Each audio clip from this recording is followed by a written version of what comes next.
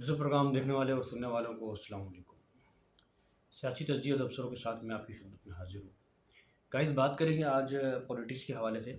جیسا کہ سب کو معلوم ہے کہ ایم کیو ایم اور پاکستان پیپلز پارٹی کے درمیان جو ڈائلاگ چل رہے ہیں، جو لفظی گولہ باری چل رہے ہیں، لڑائی چل رہی ہے، اس پہ شدت اختیار کر لی ہو گئی ہے وہ یہ ہے کہ آج جو ہے وہ شرجیل میمن نے کانفرنس کی، اور شرجیل میمن نے کانفرنس کر کے جو ہے وہ ایم کیو ایم کو دھمکایا اور کہا کہ خالد مقبول صدیقی نے جو زبان استعمال کی ہے اور جو لفظ استعمال کیے، بکواس جو بولا ہے، جو آپ کو معلوم ہے کیا بولا گیا ہوگا، وہ بھی جو ہے وہ شرجیل میمن نے کہا ہے کہ خالد مقبول صدیقی نے جو ہے وہ ذوالفقار علی بھٹو کے خلاف جو ہے وہ غلط الفاظ بیان کیے ہیں اور غلط بولا ہے، برے لفظ استعمال کیے ہیں۔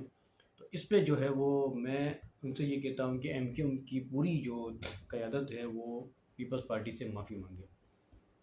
جیسے گائز سب کو معلوم ہے کہ کل کے دن ایک پروگرام چل رہا تھا ایم کیو پاکستان کا، اس میں خالد مقبول صدیقی نے کچھ بتایا تھا ایم کیو پیپلز پارٹی کی کارکردگی کے بارے میں، تو ان کے ہو سکتا ہے منہ سے نکل گیا ہو یا سرسری سے بات یہ کہہ دی ہو ذوالفقار علی بھٹو کے بارے میں، اور تو ظاہر بات ہے سیاست میں تو یہ چیزیں چلتی ہیں۔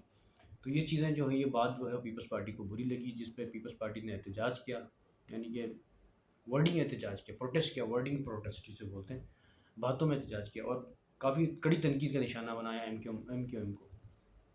اس لیے جو ہے وہ شجلی میمن صاحب نے جو ہے وہ خالد مقبول صدیقی کو آڑے ہاتھوں لیا اور تنقید کا نشانہ بنایا کہ خالد مقبول صدیقی نے جو ہے وہ غلط لفظ استعمال کیے ہیں ذوالفقار علی بھٹو کے بارے میں۔ ذوالفقار علی بھٹو ایک عظیم لیڈر ہے پاکستان کے، تو اور ان کے بارے میں اس طرح نہیں بولنا چاہیے تھا، تو ایم کیو ایم کو معافی مانگنی چاہیے۔ ابھی تک تو ایم کیو ایم پاکستان سے کوئی رد عمل نہیں آیا، نہ کوئی جواب آیا اس حوالے سے۔ جیسا کہ سب کو معلوم ہے کہ ماضی میں بھی جو ہے وہ ایم کیو ایم اور پیپلز پارٹی کی کافی جھگڑے ہوئے ہیں، لڑائیاں ہوئی ہیں، پیچیدگیاں پیدا ہوئی ہیں، اور کراچی شہر میں کافی تعصب پھیلا ہے۔ تو میرا نہیں خیال کہ اب دوبارہ اس طرح ہونا چاہیے، کہ شہر میں جو ہے بدامنی نہیں ہونی چاہیے، کیونکہ کراچی شہر پاکستان کا سب سے بڑا شہر ہے، یہاں پر بدامنی فائدہ نہیں ہے بلکہ نقصان ہے۔ گائز، اس کے علاوہ پھر شرجیل میمن صاحب نے جو ہے مزید کڑی تنقید کا نشانہ بنایا، اور کامران ٹسیری معذرت کی حد میری زبان لڑ گئی، کامران ٹسوری کو جو ہے وہ آڑے ہاتھوں لے لیا، اور یہ کہا کہ کامران ٹسوری جو ہے وہ گورنرشپ میں قبضہ کر کے بیٹھے ہوئے کرتے تھے، کام کچھ نہیں کروا رہے، صرف گورنر ہاؤس میں بیٹھ کے پکوڑے، جلیبیاں اور چاٹ وغیرہ کھلائی جا رہے ہیں، کام کیا کیا عوام کے لیے؟ کچھ بھی نہیں کیا۔ تو ہم یہ کہتے ہیں کہ گورنر صاحب کو کہ وہ فوری طور پہ استعفیٰ دیں اور اپنی سیٹ سے ہٹ جائیں۔ اچھا، گورنر صاحب پہ بھی کافی تنقید کا نشانہ بنایا، خالد مقبول صدیقی کو بھی کافی کڑی تنقید کا نشانہ بنایا۔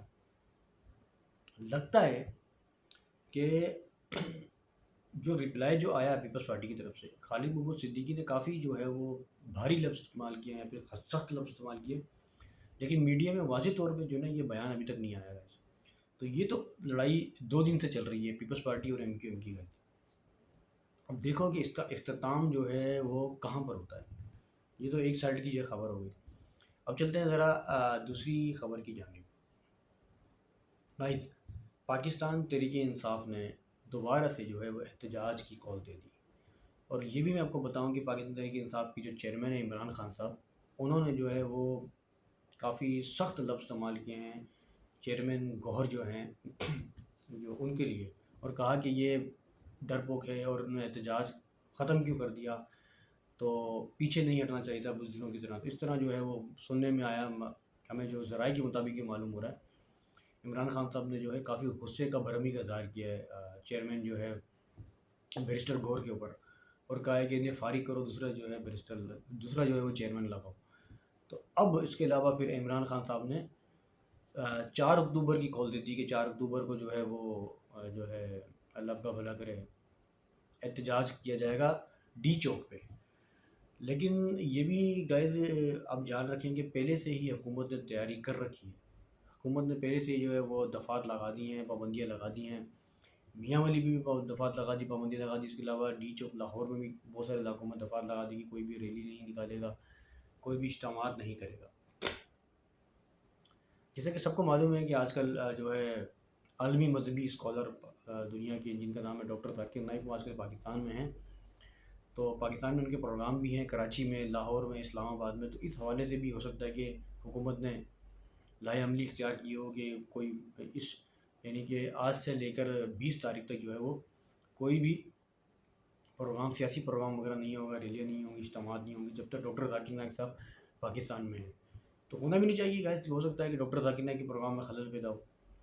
تو گائز یہ دو امپورٹنٹ نیوز تھی جو اب تک میں نے پہنچائی ہے، ایک نیوز ایم کیو پیپلز پارٹی کے حوالے سے، دوسری نیوز پاکستان تحریک انصاف کے حوالے سے۔